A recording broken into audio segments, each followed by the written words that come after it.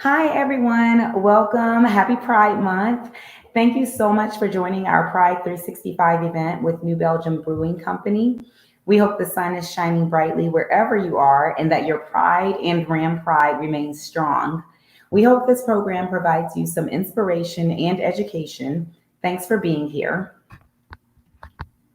My name is Tanara Landor, and I am the Inclusion and Multicultural Engagement Advisor for the CSU Alumni Association. I want to thank all of you for participating this evening.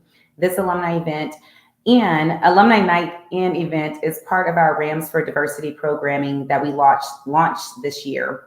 We are so excited to bring our alums from all different backgrounds, programming, and events that represent you, as well as educate, inform, and sometimes hopefully entertain you. Please put in the comments where you are watching from and if you're an alum, what year you graduated. Wherever you are tuning in from, we are so glad that you are here. We would like to thank our CSU Alumni Association members. It makes events like this possible. To learn more about membership and to explore all that the Alumni Association has to offer, download our mobile app. The CSU Alumni Association has many virtual events coming up, as well as many past event recordings available to you. I'll include links in the comments to see our events calendar and subscribe to our YouTube channel.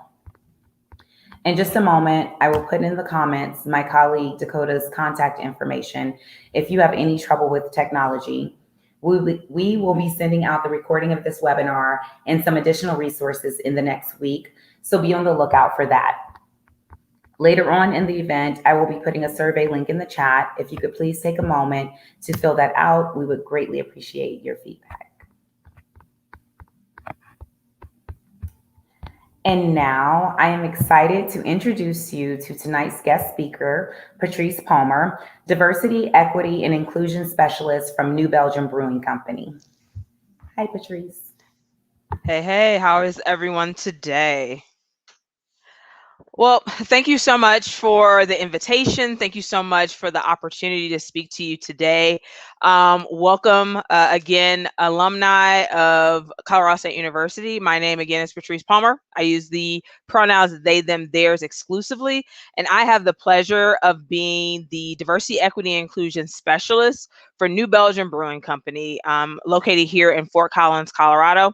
We do have another brewery in Asheville, North Carolina. So if you are close to Asheville, please stop by, say that I sent you so I can get some brownie points. And please head over there. We also have brand ambassadors throughout the US and probably every state. Can't give you every city, but definitely in every state. So New Belgium has definitely branched out, is continuing to branch out. And with that being said, I want to make sure that if you don't have a libation, please get you something. I have Love Conquers Ale, which is our collaboration with Sam Adams. And we'll talk a little bit more about that. This is the can for Love Conquers Ale. See, I have very bad lighting. So, and if you are someone who's like, you know what, today is not the day to enjoy this, please, I have my water too. So, again, thank you for being here. And let me tell you just a little bit about myself and what I have had a chance to do working at New Belgium. I would love to be before you. So, because I am not, if you can put in the chats, give me snaps when things are starting to resonate, whatever, so I know that you're here, it would be absolutely great. It makes me more confident as a presenter, as well as it allows me to get to know who's in the audience. So please, if you have that capability, drop them in the comments so I can see who I'm talking to. With that being said, let me tell you a little bit about myself. So I have actually been at Colorado State University for almost 8 years. I'll be 8 years in September. I came to Colorado State University as a residence director, a special projects residence director. And so if you lived in the residence hall, you know what that whole residence hall life is like. If you are an RA, I already tip my hat to you because I know that you have experienced a lot of different things with a lot of different people. And I hope that shaped a little bit of who you are even today. But I came in as a residence director, and I always say I was the mayor of Crazy Town because I had a chance to see students really at their most vulnerable point. And I say all that to say it actually shaped the way that I have showed up, because I recognize you absolutely have to meet people where they are in order to lift them.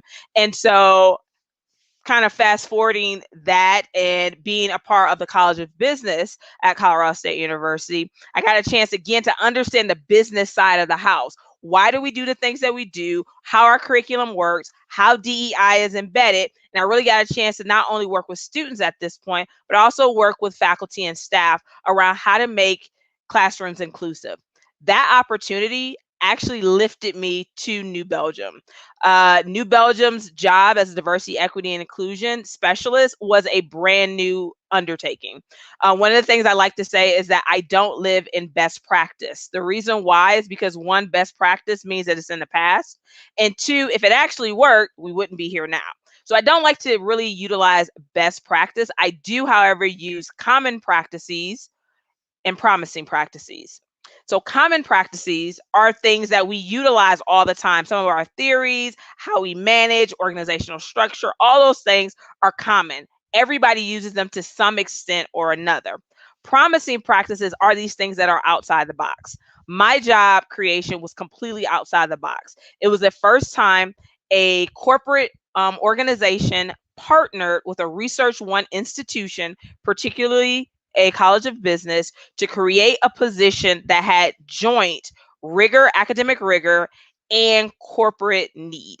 And so my job was created through that. And so I am so very excited for the many minds that came together to do this, but it allowed me to come with all of my salient identities. I identify as Black, I identify as queer, I identify as non binary transgender. And so coming into this space, I come with all of those salient identities all the time. I never separate myself when I come into the space.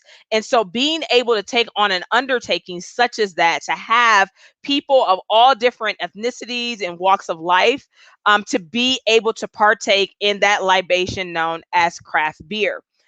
You don't see people that look like me. And so when I came into the position, that was one of the biggest things I wanted to know. I know what you've done as a result of economic and social sustainability. Well, what can you do with us? What do you do with diversity, equity, and inclusion? How does that work? And so coming into my job, I had a chance to really help to cultivate the social sustainability aspect of a company that already was a leader in environmental sustainability.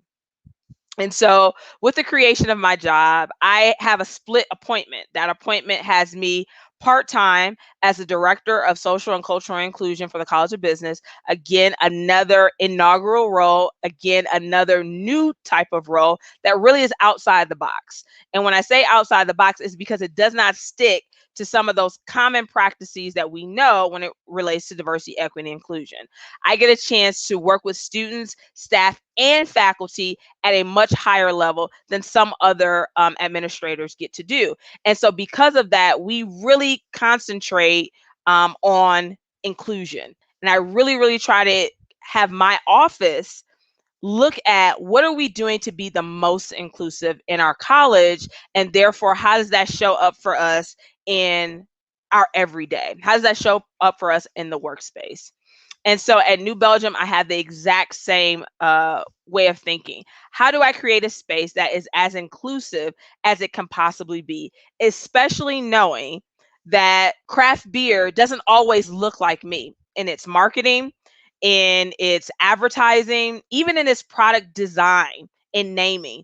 I am not the first person that folks think of, nor are the communities that I represent. So when talking with New Belgium and going into this role, that's really where I focus a lot on, is making sure that everyone actually felt included in a space that says that everyone is welcome. How can we take it to another level, going from everyone is welcome to we created this with you in mind? Because when you create things with people in mind, you are actually able to engage with them on a much higher level.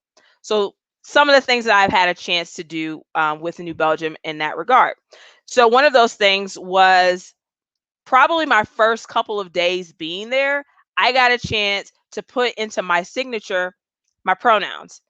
Now, we hear that a lot, but that is not really something that you see all the time in organizations. It's really something that is primarily seen in higher ed. And so when I came in coming from a higher ed background, it was the first thing that I thought about. In my signature, I wanted to make sure that folks were able to represent me when I'm not in the space, because that's really what pronouns are, right? Pronouns are the opportunity for you to talk about me when I'm not in the space. And that's usually the hardest, because a lot of times folks are like, I can actually, when I see you, I know you use these pronouns, I can engage with that. But who am I when I'm not in the space? How are you engaging about me instead of engaging with me? And so that was one of the first things I asked for, was like, I wanted to be able to put my signature in my signature, my pronouns. And we didn't have a template for that. At Colorado State University, we kind of get to make our own template of how we want to have our signature. At New Belgium, it was very specific. Everyone basically had the same template. And so when I added my pronouns, it actually changed the entire template process. And so that actually had to go through marketing in order to be done. And so that was literally within my first 3 days of being at the organization.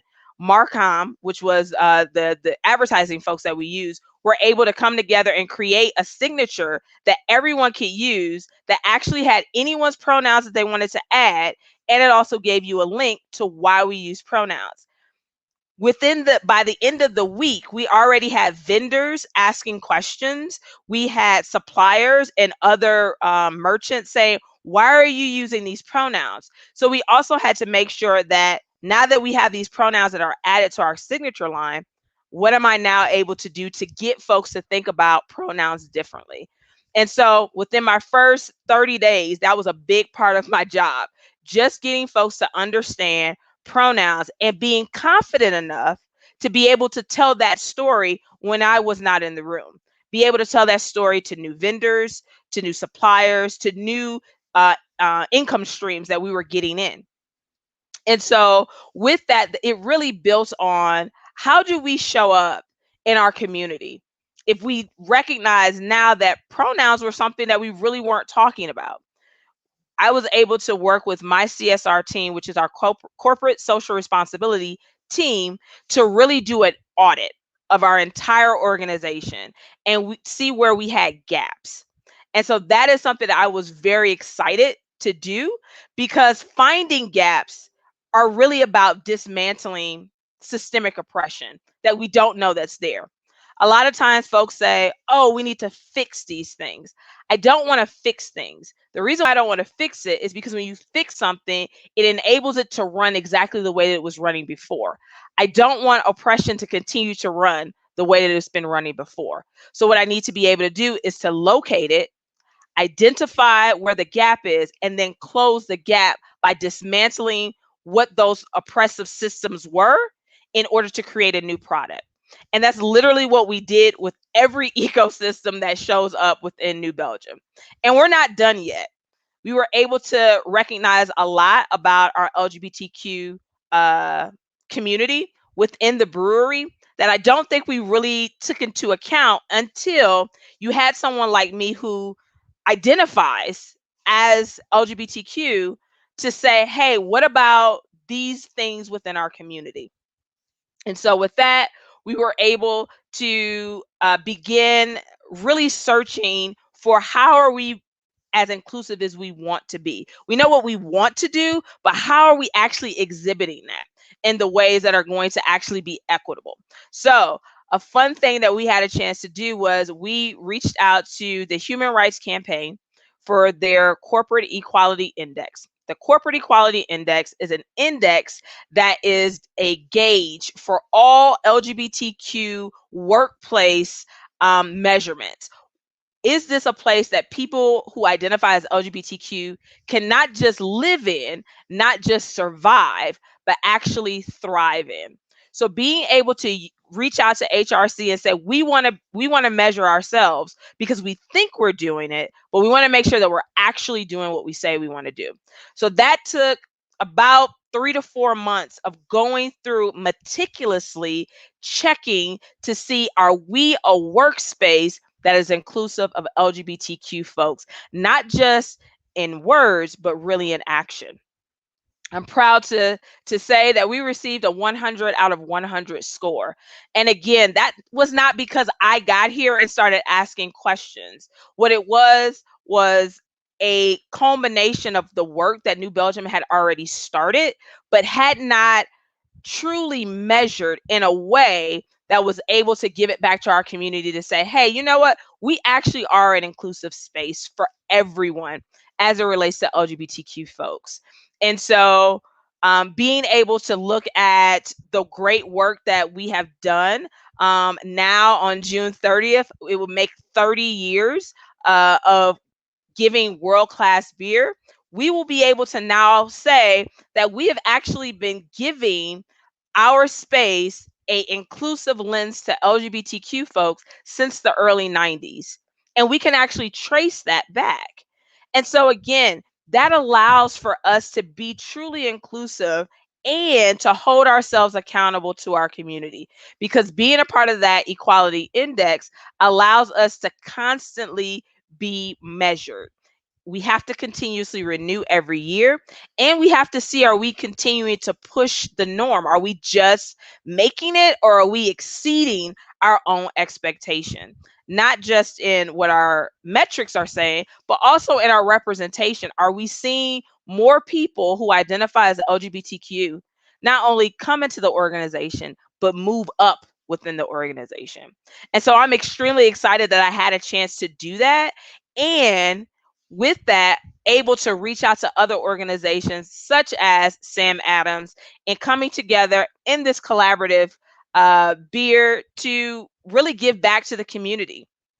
So all the proceeds of Love Conquers Ale that are collected through Sam Adams as well as New Belgium, 100% of those proceeds, up to $50,000, go back to GLAD to ensure that we are still doing the work.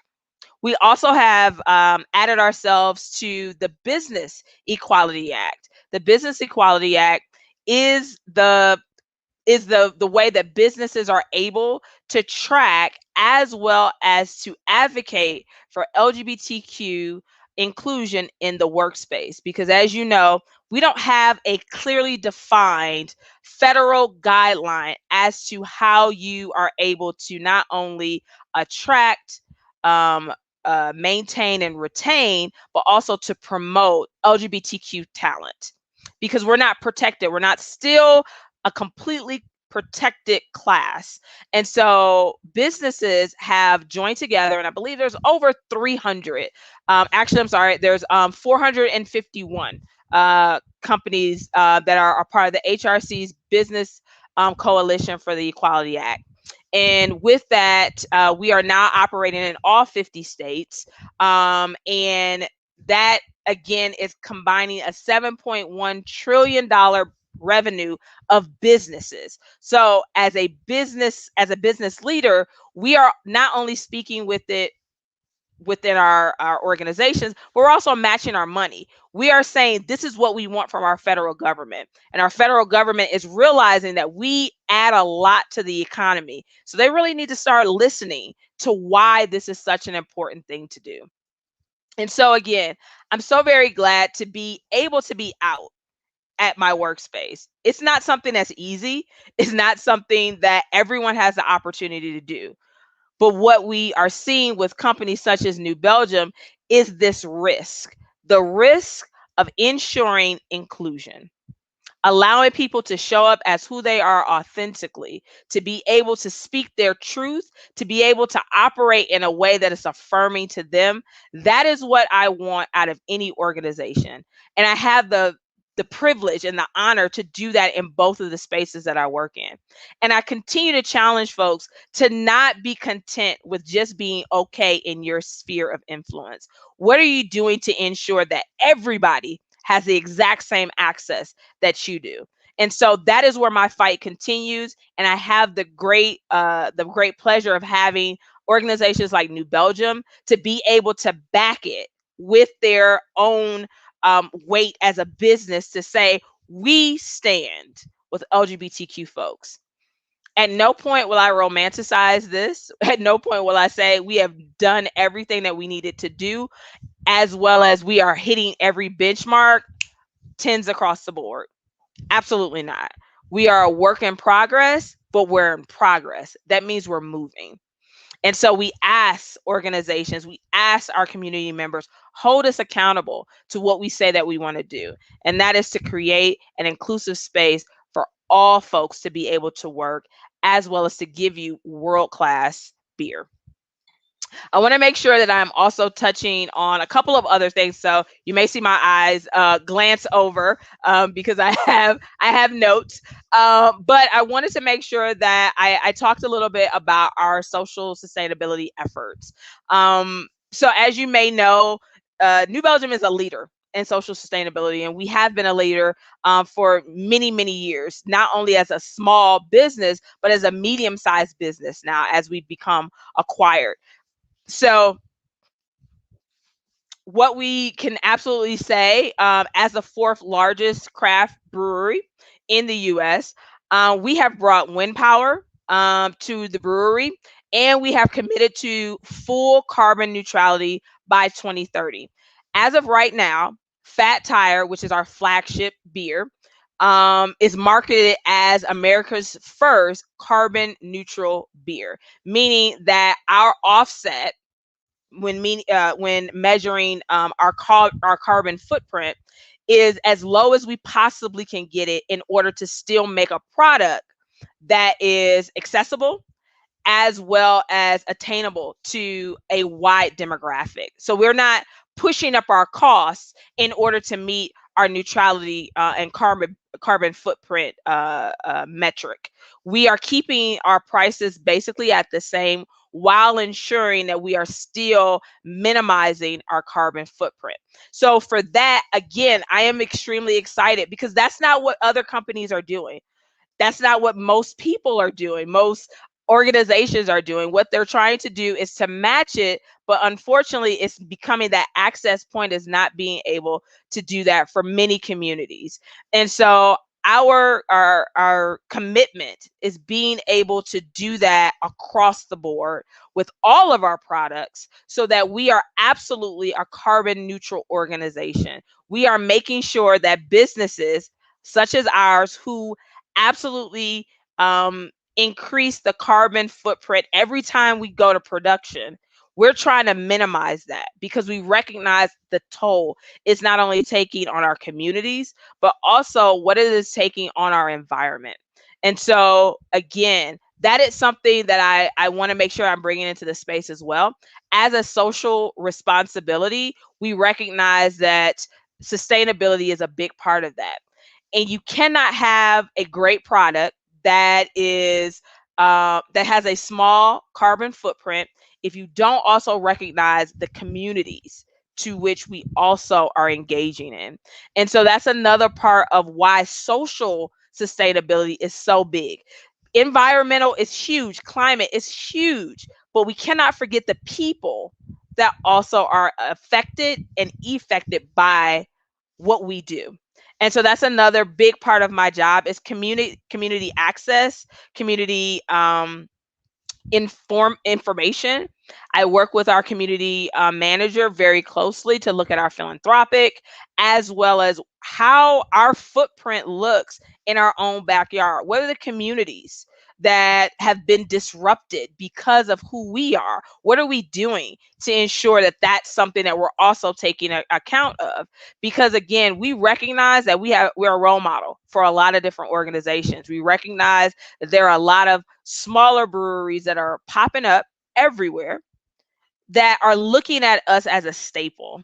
And we have to not only be a staple as it relates to our environment, but also what is the social responsibility? What is the economic responsibility that we have as an organization to the communities that we are a part of, as well as that we need, that will continue to drive our product, as well as to drive our our our opportunity to do business for a better world.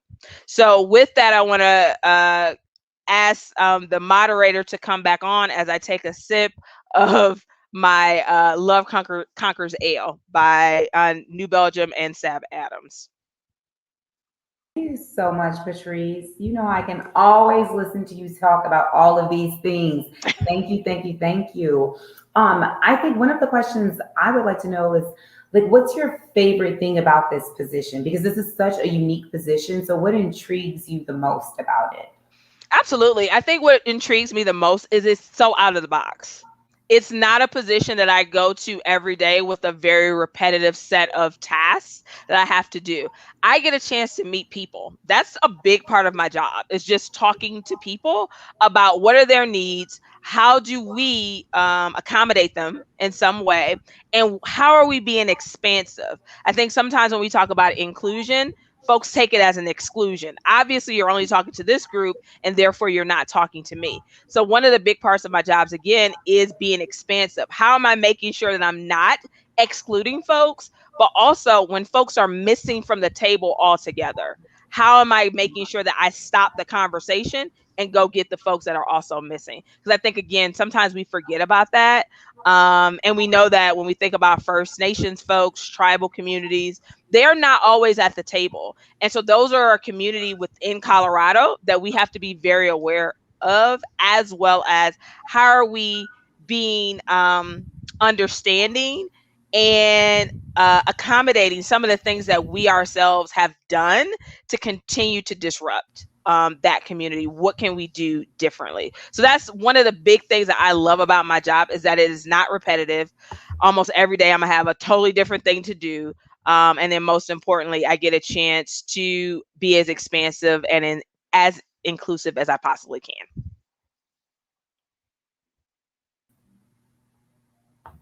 I'm sorry, my computer completely just stopped working.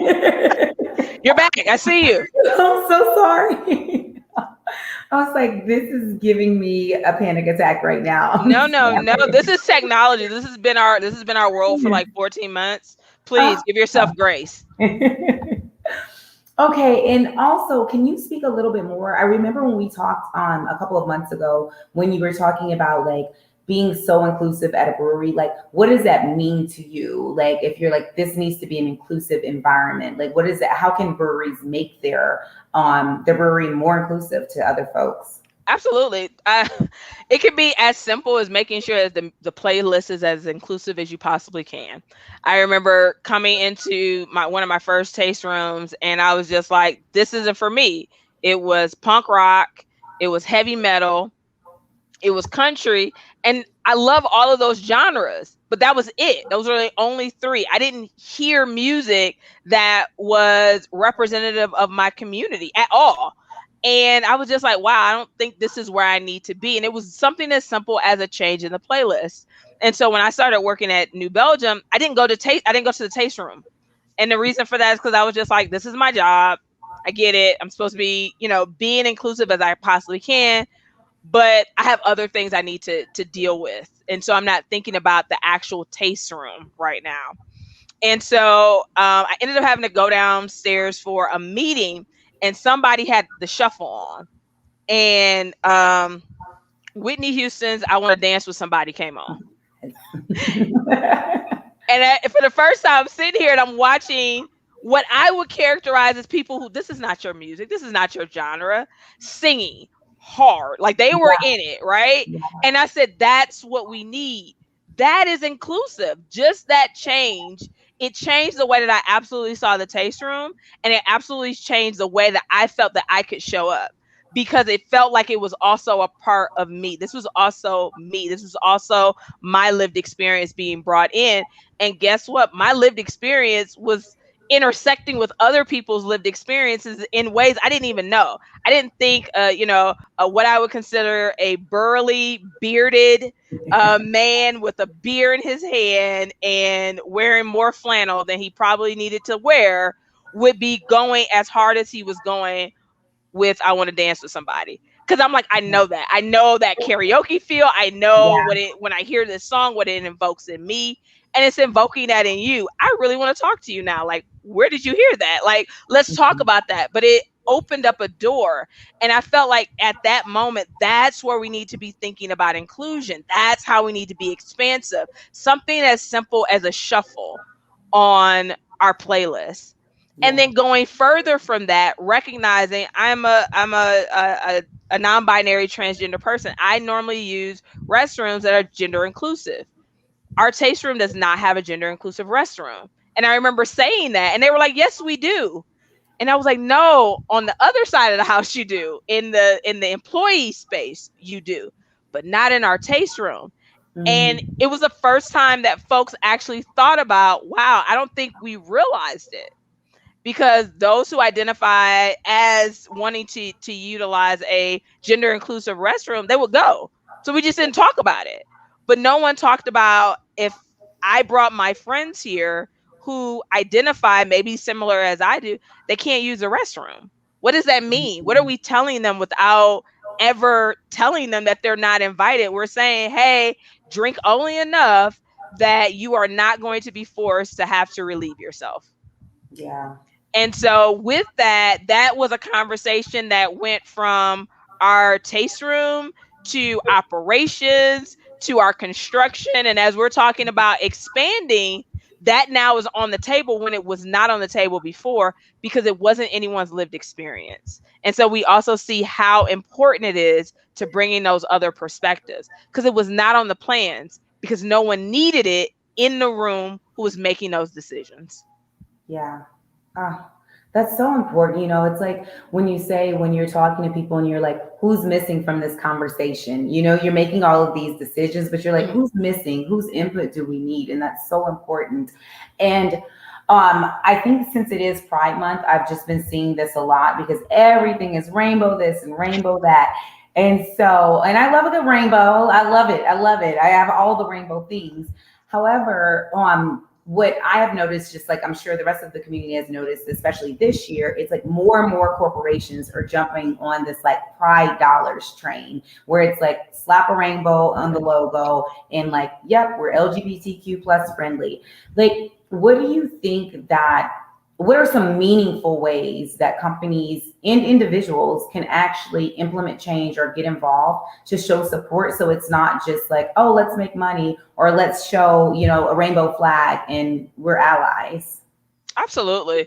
I think the first is listening to the employees who are a part of your organization. Mhm. If your LGBTQ employees are still fighting for basic health care, we got a problem. Yeah. If our trans siblings are still asking for gender affirming benefits, we still got a problem. So if you're not even taking care of in-house, there's no way that you can honestly represent that authentically with customers, because you won't do it with your own. So for organizations, I would say, look at your own. What are your benefits? When I first came to New Belgium, that was the first thing I asked. They let you do. We have to do onboarding where we kind of walk the grounds within Fort Collins, and they take us to all the different things that we need to kind of know while we're at the brewery site in Fort Collins. So one of that, we have a on-site physician. So we went in there like, oh, they can treat your family. This is healthcare is a part of our benefits, and you can always talk to our physician on staff, who's Dr. Patty, and talk about that. And I got a chance to meet Dr. Patty, and I said, Dr. Patty, if I want to medically transition, can you do that? She said, absolutely. I said, no one ever told me that. She was like, yeah, I have all of it. I'm actually trained in trans medicine, Hmm. and I can refer you out if I can't do it. But yeah, if you want to have a conversation with me, that'll be great.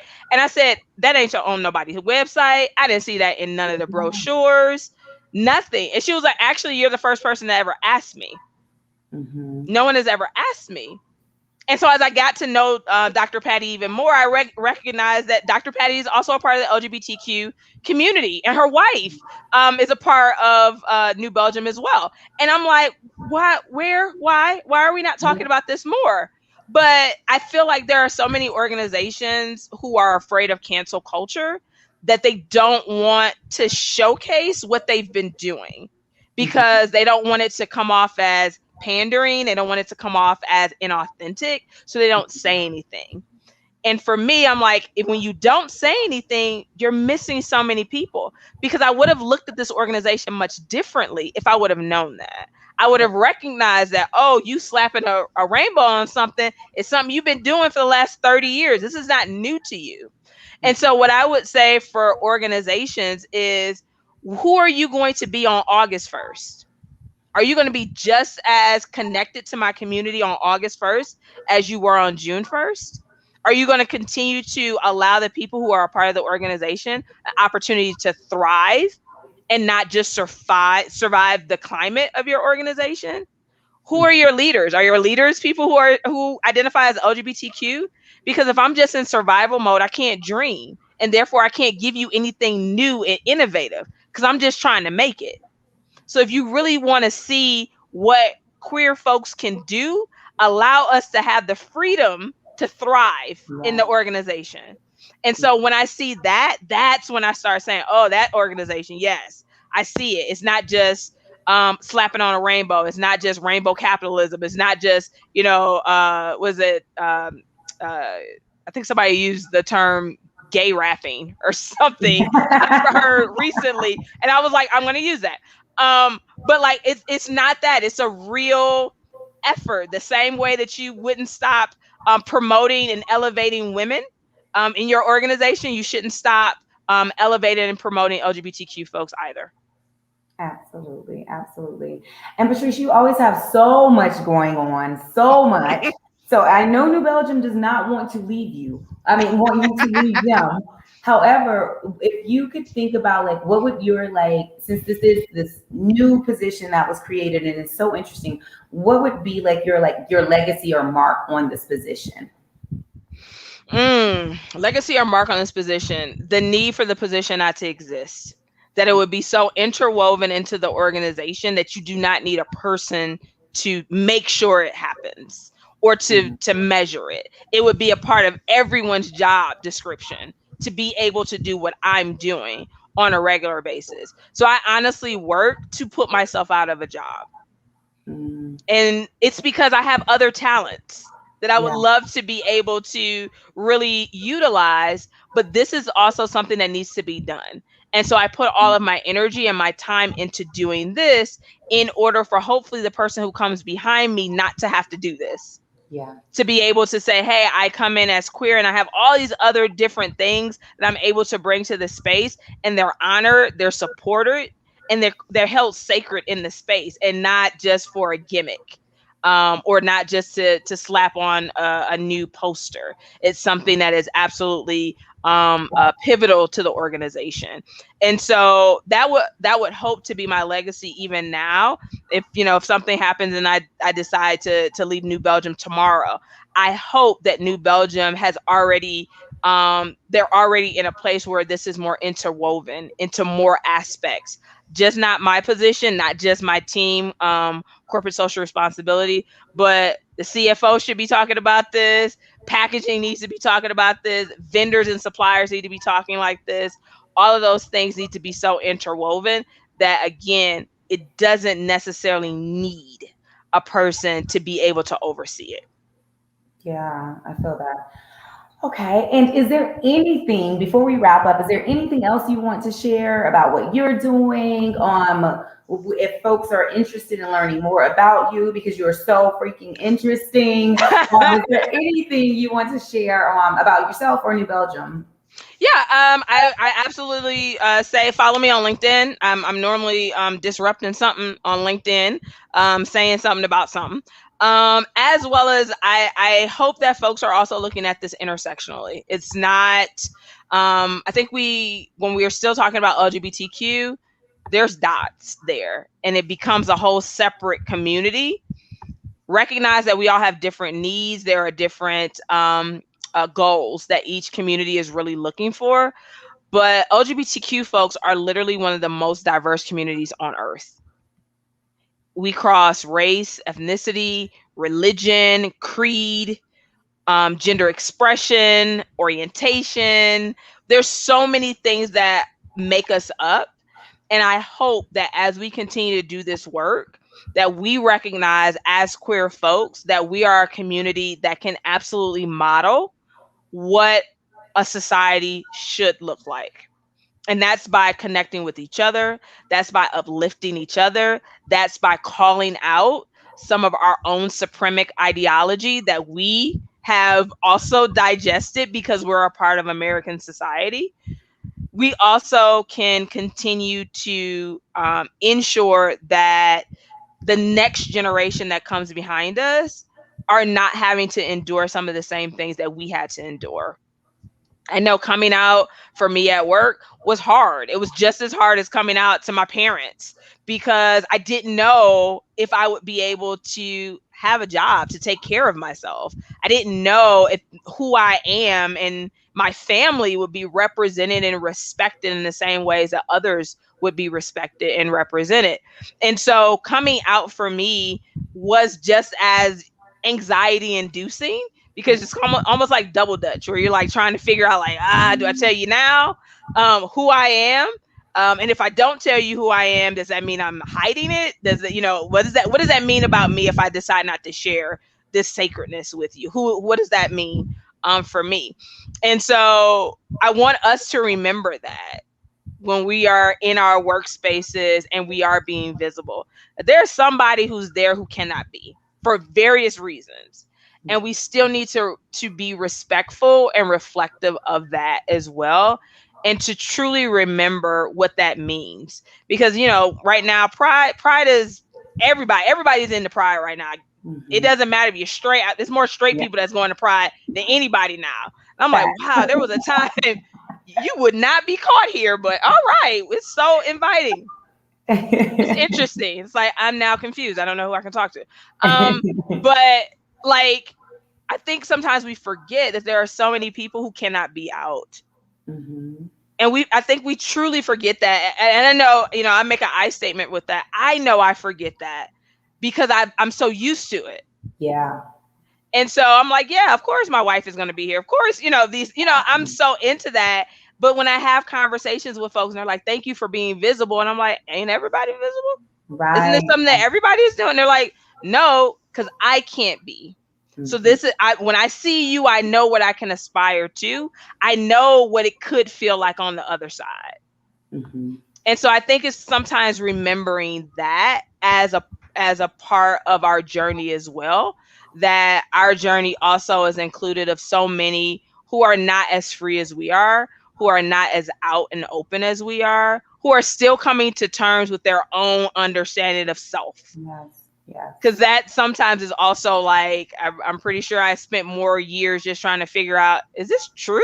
Is this real? Is this who I truly am? Or is this a phase? Is this, just something that I'm going through in the moment because of other life happenings? But is this who I truly am? And so, yeah, I ask that even in this time, as we think about, Stonewall and what that meant to our community, remembering it was a riot that was against police brutality, that was started by queer people of color, particularly trans women, trans femmes, and trans masculine folks who were saying, I don't fit in and I know I don't fit in. And guess what? You don't have to.